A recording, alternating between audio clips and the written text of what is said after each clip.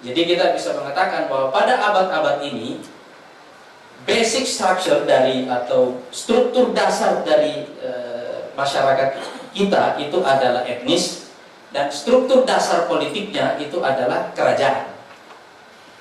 Format politiknya itu adalah kerajaan-kerajaan kecil, menyebar di seluruh Nusantara ini.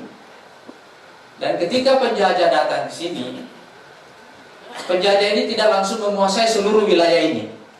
Itu sebabnya kesadaran kolektifnya tidak langsung segera muncul. Tetapi ekspansi Belanda khususnya baru meluas dan mulai mengambil hampir seluruh wilayah Indonesia, itu bahkan sampai baru awal-awal abad ke-20. Karena itu misalnya orang Aceh tidak mau disebut dijajah Belanda 350 tahun, karena memang faktanya ya tidak selama itu gitu ya. Tidak selama itu. Jadi proses ekstensi dari wilayah jajahannya itu berlangsung bertahap.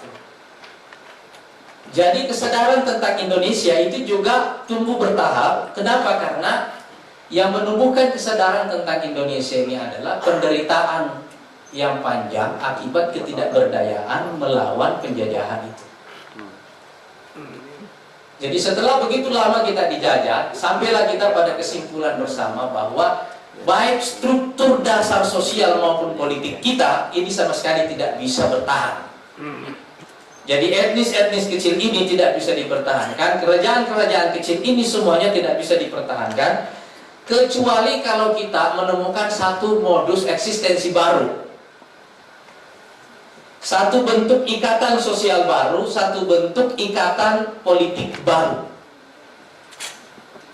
Hanya itu jalan keluarnya. Penderitaan ini tidak akan ada ujungnya kecuali kalau kita menyepakati itu dulu. Kita mesti sepakat bahwa ini kerajaan-kerajaan ini tidak bisa lagi eksis sebagai sebuah format politik. Dan etnis-etnis kecil ini juga yang umumnya menjadi pendukung utama dari suatu kerajaan sebagai basisnya, itu juga tidak bisa lagi dipertahankan. Sehingga kita mesti keluar mencari satu ikatan yang lebih besar. Proses mencari ikatan sosial dan ikatan politik yang lebih besar inilah yang merupakan proses menjadi Indonesia. Jadi kita mencari satu ikatan politik yang lebih besar, yang lebih dari mengatasi kerajaan-kerajaan kecil ini, dan kita mencari ikatan sosial yang lebih besar yang melampaui ikatan-ikatan primordial ini. Dan puncak dari proses menjadi Indonesia itu ada dua tahapannya. Yang pertama adalah Sumpah Pemuda, dan yang kedua adalah proklamasi. Jadi pada hari Sumpah Pemuda itu kita mendeklarasikan diri sebagai bangsa, sebagai bangsa baru. Dan pada hari proklamasi itu kita mendeklarasikan diri sebagai sebuah negara. Itu sebabnya kesepakatan dalam Sumpah Pemuda itu menyangkut dasar-dasar yang sangat fundamental dari bangunan sebuah bangsa. Saya kira gampang menyepakati soal tanah air itu. Gampang juga menyepakati nama dari bangsa kita Indonesia, karena ini sudah jadi istilah sejak abad pertengahan abad ke-19. Yang rumit itu adalah menyepakati satu bahasa. Karena kalau saya tidak salah di Indonesia ini ada sekitar 300-an etnis dan 300-an bahasa. Mungkin ada satu pertanyaan besar ketika itu adalah kenapa bukan bahasa Jawa yang jadi bahasa nasional? Kenapa bahasa Melayu yang penggunanya itu minoritas secara etnis?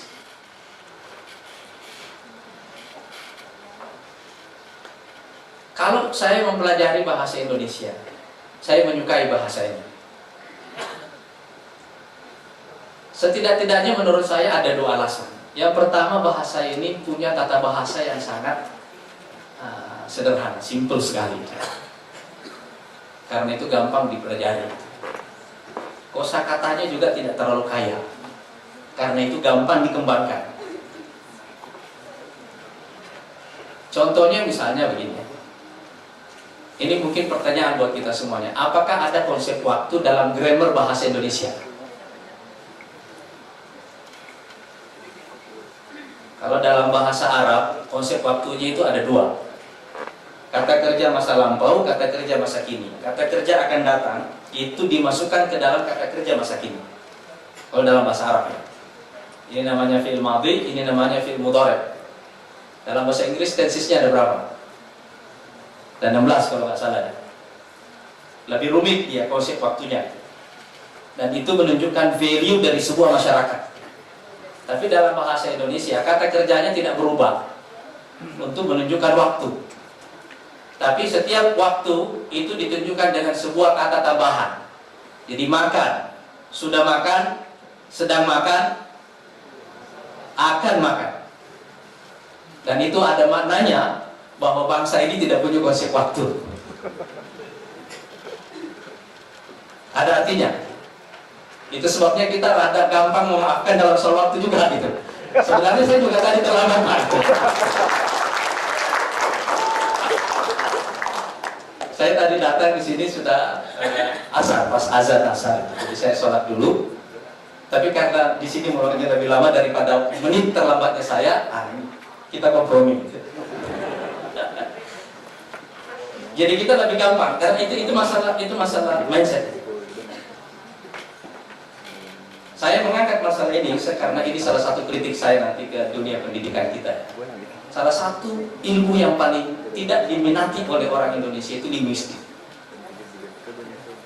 Saya nggak tahu di UI ini ada jurusannya nggak? Ini kurang peminatnya.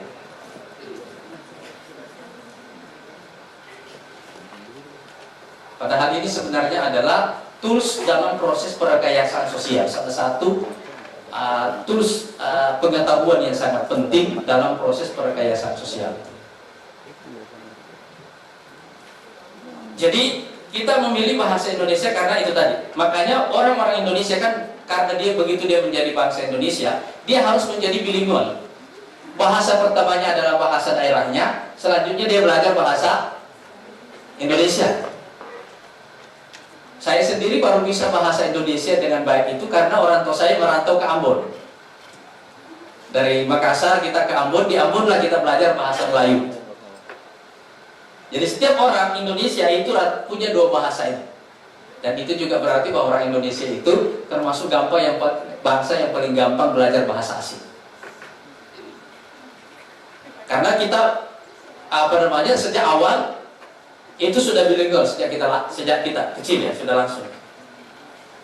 Yang kedua, bahasa Indonesia itu di luar dari fakta bahwa strukturnya sederhana,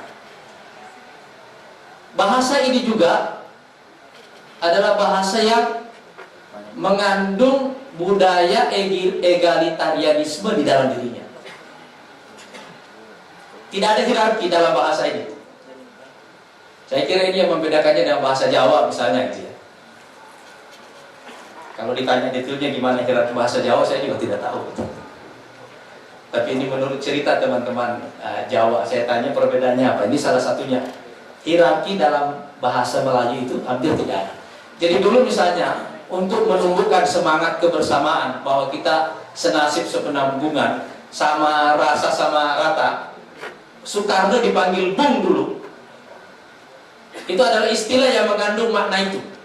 Bung Karno, Bung Hatta, semua orang, hai Bung. Itu menunjukkan egalitarianisme. Bahwa kita ini sudah keluar dari ikatan primordial kita semuanya, masuk kepada ikatan yang lebih besar, dan di dalam ikatan ini kita semua sama karena volume dalam etnis itu tidak dihitung, size etnisnya tidak dihitung, tetapi kita semua sama karena kita punya persoalan hari ini sama, persoalan masa lalu yang sama, dan mimpi masa depan yang juga sama. Saya kira itu dua alasan kenapa dulu bahasa Indonesia itu dipilih. Tetapi yang menarik bagi kita di sini adalah bahwa bangsa ini adalah bangsa yang direkayasa kelahirannya sebagai sebuah hasil pemikiran bersama, hasil kesadaran bersama. Dan ini adalah respon kolektif kita terhadap satu fakta yang tidak bisa kita hadapi, yang namanya penjajahan. Tiba-tiba kita bermetamorfosis dari etnis-etnis kecil digabung menjadi satu dan menjadi sebuah bangsa besar. Dan kemudian kita juga bermetamorfosis, melebur semua kerajaan-kerajaan kecil ini dalam sebuah ikatan politik yang lebih besar yang sekarang kita sebut NKRI.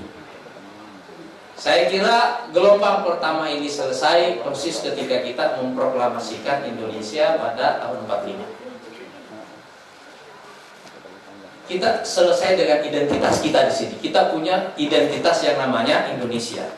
Dan kalau kita bedah secara mendalam, saya dulu pernah mengundang Pak, mungkin mudah-mudahan Pak Prof. Hamdi masih ingat dulu ya.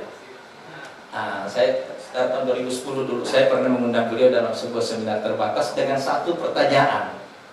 Core value masyarakat Indonesia itu apa? Nilai intinya itu apa? Kalau kita bedah-bedah Indonesia ini dari sejarah kelahirannya itu, kita akan sampai pada kesimpulan bahwa Indonesia ini kalau dibedah, kira-kira ada satu kata yang akan keluar dari situ, namanya solidaritas. Karena itu yang membuat kita lahir. Itulah nilai yang membuat kita bermetamorfosis dari etnis kecil, dari bangsa besar, dari kerajaan-kerajaan kecil menjadi negara besar. Itu nilai utamanya. Dan karena itu kolektivisme di Indonesia ini merupakan bukan hanya nilai akhirnya, tetapi juga mindset dan juga budaya. Saya menyebutnya mindset karena kalau kita mencari apa tafsir atas Pancasila itu, satu-satunya tafsirnya itu adalah kolektivisme. Jadi saya menyetujui apa yang dikatakan oleh Kahin tentang Pancasila ini, bahwa ini pada dasarnya adalah gabungan dari semua ideologi yang ada di Indonesia ketika itu. Agama, humanisme, nasionalisme, demokrasi, sosialisme, digabung semuanya jadi satu, kolektivisme. Dan kalau kita cari dalam sejarah biografinya Bung Karno, bagaimana dia memikirkan tentang Pancasila ini, tentang dasar negara yang akan kita bangun di kemudian hari, yang beliau pikirkan menurut penuturan beliau sejak 16 tahun sebelum kita merdeka. Memang dasarnya adalah, dan ini mindset Soekarno dari awal, ini yang akan mempertemukan kita sebagai bangsa yang bermetamorfosis dari background itu tadi, kolektivisme itu tadi. Tapi asas dari kolektivisme kita itu berbeda dengan misalnya, dan ini nanti yang menjelaskan mengapa sosialisme susah tumbuh di Indonesia. Karena backgroundnya bukan pertentangan kelas, backgroundnya adalah penderitaan bersama. Backgroundnya itu. Jadi tidak ada pertentangan kelas di Indonesia ini. Tetapi kita punya persoalan bersama dari masa lalu yang terlalu lama. Nah, coba ketika Bung Karno merumuskan Pancasila ini, yang dirumuskannya itu adalah bagaimana menggabung semua nilai-nilai inti dari setiap ideologi besar yang ada di Indonesia dalam satu platform bersama sebagai sebuah bangsa yang bisa kita jadikan sebagai dasar negara. Itulah Pancasila.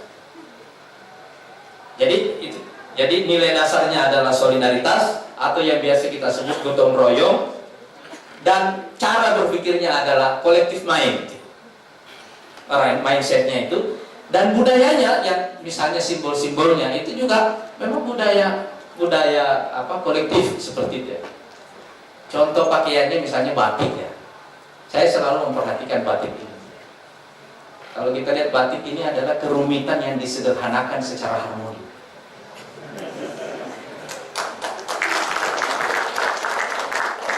Iya kan? Detilnya itu rumit. Saya pernah pergi ke pabrik batik dan melihat proses pembuatannya. Itu rumit sekali. Rumit. Tetapi begitu dia jadi, semua kerumitan ini tiba-tiba ada dalam satu kesatuan yang harmonis. Dan ini juga menunjukkan salah satu kemampuan berpikir orang Indonesia itu adalah simplifikasi. Jadi kalau kita mau tahu di mana strength kita sebagai sebuah bangsa, orang Indonesia ini paling jago menyederhanakan hal-hal yang sangat rumit.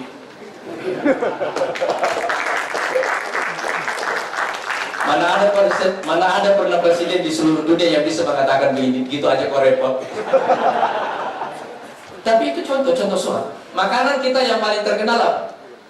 Gado-gado. Yang kita sebut juga, kalau kita mempromosikan makanan Indonesia kan banyak ya. Tapi kira-kira yang paling dikenal di semua ini, gado-gado ini tidak bisa diklaim sebagai